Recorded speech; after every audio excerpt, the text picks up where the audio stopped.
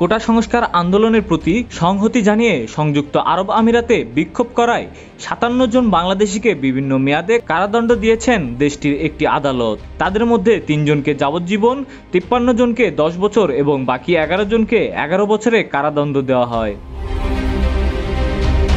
আমিরাতের রাষ্ট্রায়ত্ত সংবাদ সংস্থা আমিরাতি নিউজ এজেন্সি সোমবার এ তথ্য জানিয়ে বলেছে, কারাদণ্ডের মেয়াদ শেষে তাদের দেশে ফেরত পাঠানো হবে। WAM এর প্রতিবেদনে বলা হয়, এই ব্যক্তিরা তাদের নিজ দেশের সরকারের বিরুদ্ধে বিক্ষোভ করেছিলেন। একজন প্রত্যক্ষদর্শী নিশ্চিত করেছেন যে বাংলাদেশ সরকারের নেওয়া সিদ্ধান্তের প্রতিবাদে তারা সংযুক্ত আরব আমিরাতে বেশ কয়েকটি সড়কে বড় ধরনের বিক্ষোভের আয়োজন করেছিলেন।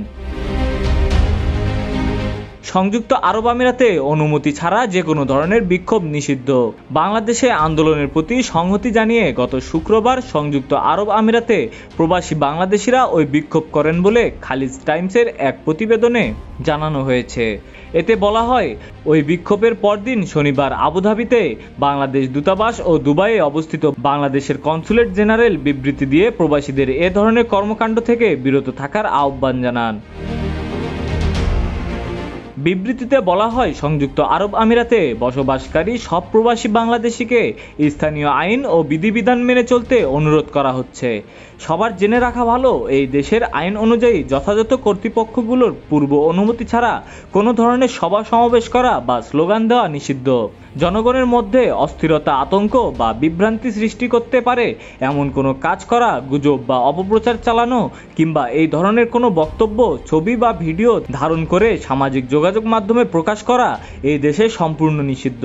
বিবৃতিতে আরও বলা হয়, কেউ উল্লেখিত কাজগুলো করলে তাকে কঠিন শাস্তির মুখে পড়তে হতে পারে, তার ভিসা বাতিল হয়ে যেতে পারে, জেল জরিমানা হতে পারে, তাকে আমিরাত থেকে ফেরত পাঠানো হতে পারে বা ভবিষ্যতে তার আমিরাতে প্রবেশ নিষিদ্ধ করা হতে পারে। সোমবার এক আলাদা বিবৃতিতে আবুধাবির বাংলাদেশ দূতাবাস জানায়, আমিরাতে ১০ লাখের বেশি বাংলাদেশি বসবাস করেন।